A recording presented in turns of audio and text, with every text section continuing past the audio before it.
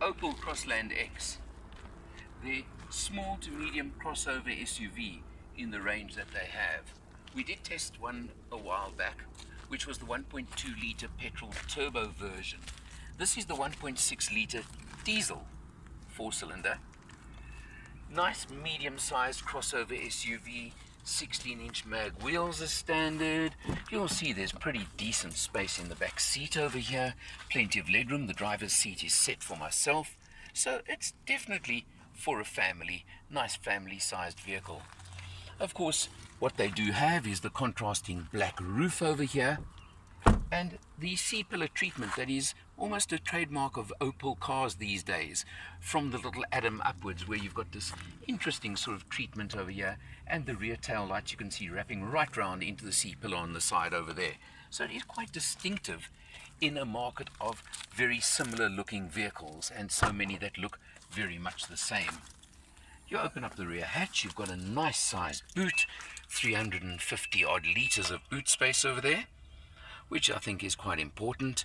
You've got a dummy floor over here, obviously for security purposes, so you have got the extra little space there if you need it, and below that you've got a space saver spare wheel.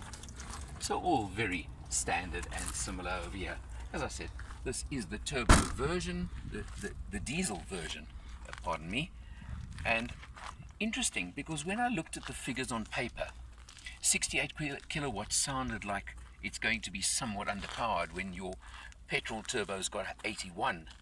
But the 68 kilowatts, 230 newton meters of torque, actually translates to a very peppy vehicle on road and very peppy performance, which has quite surprised me. Let's check it out inside. Behind the wheel of the Crossland X, you can see very standard instrumentation. It's analog as in old-fashioned style, but nothing wrong with that. It gives you all the information you want. The rev count over there. You change the computer, the trip computer, which is in the center, by just twisting up or down on the stalk over there. And look at this. I've got to show you. 4.9 litres per 100, and that's what really where diesel of course comes into its own in vehicles like this.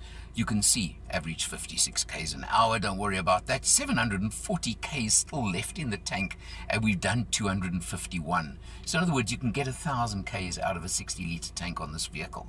How's that for economy? That's quite something in a medium-sized SUV, I think, in itself. But 4.9 litres per 100, that's what I've been averaging. Largely freeway, openish roads, so got to allow for that. You've got your multi-function steering wheel, very, very standard, and all the controls you would get with that. You have got auto-on headlights down here, the control for auto-on headlights, just to mention to you. I think that is very important. Cruise control is standard as well. You come across to what is the standard, of course, Opel infotainment screen over here. Neat, useful, works nicely. You got the home button over there, which you can see gives you, of course, your phone. My phone's linked, the radio, and you've got mirroring, as you can see, projection. In other words, mirroring, and you can use Android Auto or Apple CarPlay, as has become very standard. You've got normal air conditioning over here and a USB and 12 volt over there. So you've got all the standards. And down here, of course, you've got your skid control, you've got tire pressure monitor showing there, and you have got interesting lane departure, which you can turn off over there. It beeps and shows on the dashboard, but you don't have blind spot warning, so a bit of an interesting decision on what spec to have and not have. You do, of course, have as well a reverse camera on the infotainment screen over there. You come down over here, you've got your 5-speed manual gearbox. I kind of must say on the open road I would miss a 6th a little bit. Not that it revs that high or anything, but a 6 would really be a nice extra feature in my book. But that's what it is. But now I'm going to show you one thing that I have found with this vehicle that affects me but would not necessarily affect a lot of other drivers. And that is, I've gone to the adjustment on the steering wheel. You can lower it a bit, you can raise it, you can pull it out. But that's as far as it goes in.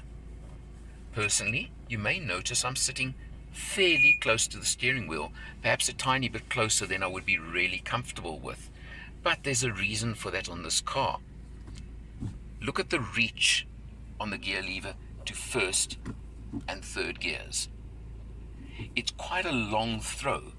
And if I move any further back, quite honestly, I'm not comfortable on the gear shift. Taller drivers won't have any problem, but if you're my size, you've got to just take this into account that it's a little bit more difficult than on many other cars to get your absolutely ideal driving position. You can adjust the height on the steering wheel a little bit, but I think I've got it more or less where I want. Just something to keep in mind. Not serious, but something I would think about. Yes, the dash is plastic, but it's good quality. The fit and feel is good. No rattles or shakes or anything like that. I've noticed with 12,500. Looking at the information on the Crossland, we pick up a lot of facts and features. The turbo version that we tested, and there's only one model of turbo, comes in at 349,000 Rand.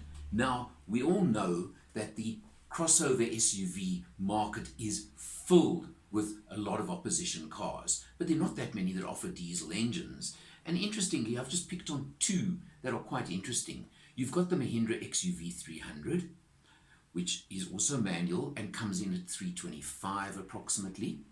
And then you've got the Hyundai Creta, only one model with a diesel engine, which is automatic only, but comes in at well over 400,000. So Opel have got a little niche over here that I think they can exploit very, very easily and very nicely. It's a comfortable car, it's nice, it's spacious, got a lot of features, got 6 airbags, got all the safety, got a 3-year 60,000 kilometer service plan included as well in the price. You're not going to see a million of them on South African roads, that's for sure. But then again, Opel has become, at this stage anyway, and this point, a bit of a niche manufacturer in South Africa. But there's still a lot of Opel fans in South Africa who love their products, and I don't blame them.